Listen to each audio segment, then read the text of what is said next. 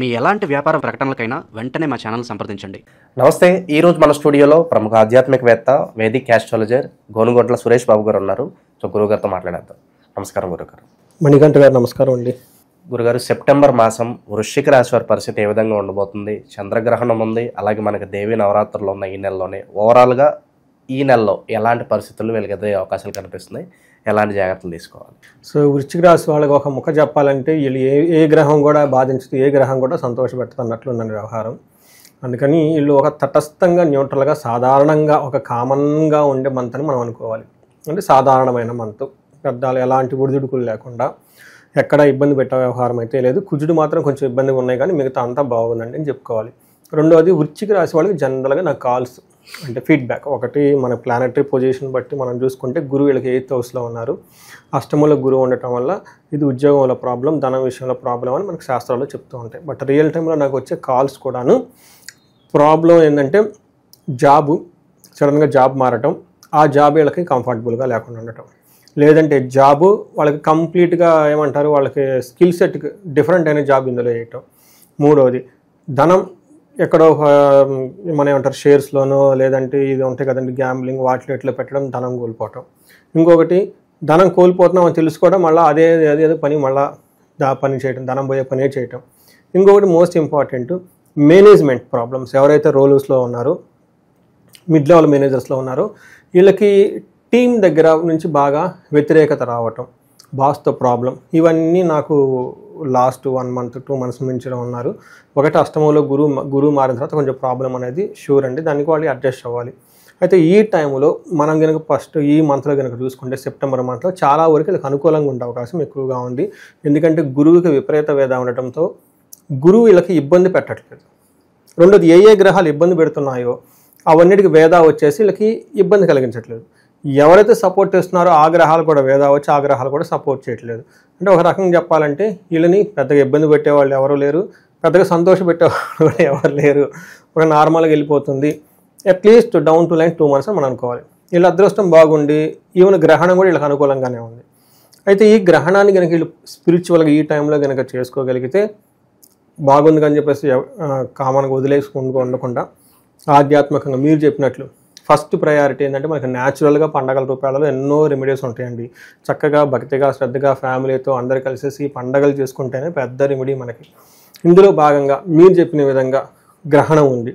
గ్రహణాన్ని పట్టు విడుపుల దగ్గర నుంచి ఒక ఓం నమః శివాయ మంత్రం తీసుకోవటం, వీళ్ళు పర్టికులర్గా గురువుకు సంబంధించిన మంత్రం ఏదైనా కనుక తీసుకొని దత్తాత్రేయ మంత్రం కానీ ఓం గురవే నమః మంత్రం తీసుకొని బిగినింగ్ నుంచి ఎండ్ వరకు అది 2 hours 38 minutes ఏముంటుంది, ఆ మంత్రాన్ని చాంట్ చేసుకుంటూ కనుక కూర్చొని ఆ మంత్రం సిద్ధించే దోషం అంతా పోతుంది.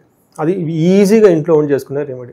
ఇంకొక బెస్ట్ రెమెడీ, మీరు దేవి నవరాత్రులు స్టార్ట్ అవుతున్నాయి 9 days కనుక వాళ్ళు ముందుగానే, అంటే ఆ 9 days వీళ్ళు దీక్ష పాటించాలంటే ముందుగానే ఒక 1 week 10 days ముందు దానికి కావాల్సిన అంతా చేసుకొని చక్కగా చేసుకున్న తర్వాత మనకి పితృపక్షాలు ఉన్నాయి. ఇది మనకి 8th నుంచి స్టార్ట్ అవుతున్నాయి. అగైన్ అడగకుండా ఇమీడియట్గా మనకి సాటిస్ఫై అవ్వాలంటే పితృదేవతలు. కొంతమందికి ఆ ఆచారం ఉండదు, కొంతమంది పట్టించుకోరు. కానీ ఈ టైంలో ఈ 15 days పితృదేవతలకి మీరు చిన్న తర్పణం చేయటం, మీరు తినబోయే ముందు భోజనం వాళ్ళకి సమర్పించటం, కాకులకు పెట్టడం, ఇలా ఏమైనా కనుక చిన్న పనులు కనుక తీసుకుంటే వాళ్ళ కనుక మీరు భక్తి శ్రద్ధలతో కనుక చేసుకోగలిగితే ధనము, పిల్లలకు కావాల్సిన పోషణ శక్తి, తర్వాత వాళ్ళని ఎలా పెంచుకోవాలి, మీ పిల్లలు మీ మాట వినటం, ఇవన్నీ మీకు సిద్ధిస్తాయండి, న్యాచురల్గా సిద్ధిచ్చేస్తాయి. ఇవందరూ చేసుకోవాలని చెప్పేసి మనం కోరుకుంటూ డీటెయిల్స్ చూద్దాం వృశ్చిక రాశి వాళ్ళకి ఎలా ఉందో. ఇందులో నక్షత్రాలు కనుక చూసుకుంటే మనకి విశాఖ 4వ పాదం, అనురాధ 1, 2, 3, 4 పాదాలు, జ్యేష్ఠ 1, 2, 3, 4 పాదాలు అంతా మనకి వృశ్చిక రాశిలో ఉంటారు.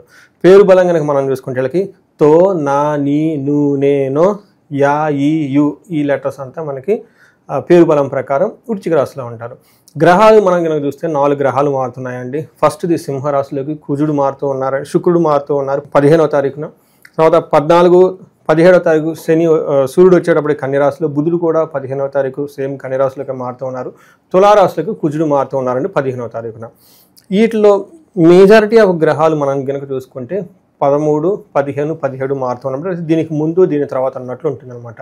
అయితే దీనికి ముందు అంతా కూడా విపరీత వేద ఉండటం వల్ల ఎలాంటి గ్రహం కూడా వీళ్ళకి పెద్ద రిజల్ట్ అయితే ఉండదు, అలా అని పెద్ద ఇబ్బంది పెట్టే పరిస్థితి కూడా ఏముండదు. అయితే మారిన తర్వాత గ్రహాలు మారిన తర్వాత కొన్ని విషయాల్లో వీళ్ళకి కొంచెం అనుకూలంగా ఉండే అవకాశం ఎక్కువ ఉంది. ఫస్ట్ మీరు కనుక చూసుకుంటే విత్త లాభం సూర్యుని వల్ల ధన ప్రవాహం వచ్చే అవకాశం ఎక్కువగా ఉంటుంది. ఆర్థికంగా శారీరకంగా చాలా పుష్టిగా ఉంటారు. అయితే 10వ ఇంట్లో శుక్రుడు ఉండటం వల్ల వివాదాలు గొడవలయ్యే అవకాశం ఎక్కువగా ఉంది. ఇది కూడాను ప్రొఫెషనల్ మ్యాటర్స్లో అని మనం చెప్పుకోవాలి. అయితే వాటిని అంత పెద్ద సీరియస్గా తీసుకునే అవసరం లేదు. ఒక స్టెప్ మీరే బ్యాక్ తీసుకొని అదేదంటా చూసి చూడనట్లుగా అలా కొన్నిసార్లు వదిలేయటం నేర్చుకోవాలంటే ప్రతిదానికి రియాక్ట్ అవ్వకుండా ఇలా చేసుకుంటూ వెళ్ళిపోతూ ఉంటే చాలా బాగుంటుంది. వీళ్ళకి బుధుడు ఎవరైనా 11th హౌస్లో ఉండటంతో పుష్టిగా ఉంటారు అని చెప్పుకోవచ్చు అనమాట. అంటే ఒక రకంగా మనం ఒక ఓపెన్ స్టేట్మెంట్ అంటే ఏ గ్రహం కూడా అంత విపరీతంగా వీళ్ళకి వావ్ అన్నట్లు ఏమి ఉండదు. ఎలా అని ఏది ఇబ్బంది పెట్టా కూడా అయ్యో అన్న ఉండే స్థితిలో అయితే ఏమి లేదు ఉన్న గ్రహాలన్నీ. సూర్యుడు వీళ్ళకి 11th హౌస్లో ఉండటంతో జనరల్గా బాగా యోగ్యతనివ్వాలి. ఏ విధంగా అంటే అర్ధాచ స్వకులాచార గృహే నిత్యోత్సవం నిత్య మాధుర్య భుక్తిచ్చ లాభే చేకాదశ రవ్వే అని చెప్తారు. అంటే 11వ ఇంట్లో కనుక రవి ఉంటే ఏమవుతుందంటే స్వకులాచార ఇంట్లో ఉన్న పండగలు చేయటం, ఫెస్టివల్స్ చేయటం, మన ఇంట్లో ఉన్న అనాదిగా వస్తున్న ఆచారాలు అన్నిటిని చక్కగా మనం ఫాలో అవ్వటం ఇవన్నీ చేస్తూ ఉంటాం. గృహంలో నిత్య ఉత్సవము ఎప్పుడు ఏదో ఒక సెలబ్రేషన్స్ ఉండే అవకాశం ఎక్కువగా ఉంటుంది. నిత్య మాధుర్య భుక్తిచ్చ మంచి భోజనం తింటాం, స్వీట్స్ తింటాం, ఇవన్నీ చక్కగా ఎంజాయ్ చేసి హెల్తీగా ఉంటారు. వీళ్ళు చెప్పిన మాట 10 మంది ఎన్నో ఉంటారు. వీళ్ళ దగ్గరికి వేరే వాళ్ళ అడ్వైజెస్ గురించి వస్తూ ఉంటారు. సో ఒక్క విషయంలో పెద్ద పెద్ద ప్లానింగ్లు చేసేటప్పుడు ఈ టైంలో చేయకుండా అవాయిడ్ చేస్తే చాలా బాగుంటుంది మనం తెలుసుకోవాలి. ఇక ఈ రాశిలో ఏ నక్షత్రాల వాళ్ళు ఉంటారు, విశేషంగా వాళ్ళకి ఎలా ఉండబోతుంది? ఇందులో మనకి 3 అండి. విశాఖ, అనురాధ, జ్యేష్ఠ 3 నక్షత్రాలు ఉంటాయి. మనం కనుక చూసుకుంటే ఫస్ట్ విశాఖ నక్షత్రం వాళ్ళకి విదేశాగమనం, వస్త్రలాభము, క్షేమము, పరవాసము, సౌఖ్యము, లాభము అంతా బాగానే ఉంది, ఎక్కడ ఇబ్బంది ఏం లేదు. 13వ తారీఖు వరకు దేహ పీడనం, కొంచెం శారీరకంగా హెల్త్ ఉండే అవకాశం ఎక్కువగా ఉంది. ఒక బెస్ట్ టైంలో విశాఖ నక్షత్రం ఉన్న వాళ్ళు ఉన్నారని మనం చెప్పుకోవచ్చు. నెక్స్ట్ అనురాధ నక్షత్రం వాళ్ళని చూసుకుంటే వీళ్ళకి వస్త్రలాభము, పరవాసము, విదేశాగమనము, క్షేమము చూపిస్తుంది. అంటే ఎన్ని ఉన్నాయంటే 4 ఐటమ్స్ పాజిటివ్గా ఉన్నాయి. దేహ పీడనం హెల్త్ కాంప్లికేషన్స్ ఉండే అవకాశం ఎక్కువగా ఉంది. ఇది కొంచెం జాగ్రత్తగా ఉండాలి. నెక్స్ట్ జ్యేష్ఠ నక్షత్రం వల్ల వీళ్ళకి క్షేమంగా ఉంటారు, పరవాసం ఉంది, వస్త్రలాభం చూపిస్తుంది. అయితే దేహ పీడనం హెల్త్ కాంప్లికేషన్స్ కొంచెం ఎక్కువగా చూపిస్తుంది. ఇది కొంచెం వీళ్ళు గమనించుకుంటే మిగతా అంతా బాగుంటుంది. విశాఖ నక్షత్రం వాళ్ళకి ధననాశనం అనుకోకుండా సెప్టెంబర్ 3 వరకు కొంచెం కేర్ఫుల్గా ఉండాల్సి ఉంటుంది. తర్వాత అనురాధ నక్షత్రం వాళ్ళకి కార్యహాని, ధననాశనం 2 జరిగే అవకాశం ఎక్కువగా ఉంది. ఇది మైండ్లో పెట్టుకొని కొంచెం ధనం విషయంలో అనుకోకుండా పోయే అవకాశం ఎక్కువగా ఉంది. కాబట్టి ఎక్కువగా క్యాష్ క్యారీ చేయకుండా ధనం విషయంలో తొందరపడి మనకు ఏమంటారు షాపింగ్లు అవన్నీ చేయకుండా ఎవరిని పడితే వాళ్ళని నమ్మి ఇవ్వకుండా 1-2 సార్లు ఆలోచించుకొని నిజంగా అవసరం అనుకుంటే ధనం బయటకు తీయండి.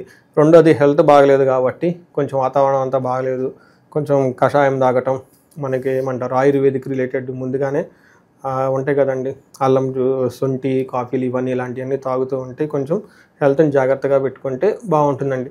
ఒక బెస్ట్ మంత్ అని మనం ఓవరాల్గా చెప్పొచ్చు. వీళ్ళకి కుజుడు 11వ ఇంట్లో ఉండటం వల్ల ఇది ఒక్కటి మాత్రం వీళ్ళకి కొంచెం డ్రాబ్యాక్ అని చెప్పుకోవాలి. అయితే దీంట్లో బెనిఫిట్ కూడా ఉంటుంది. ఒకటి ధన ప్రవాహం వీళ్ళకైతే బాగుంటుంది, మనీ విషయంలో చాలా బాగుంటుంది.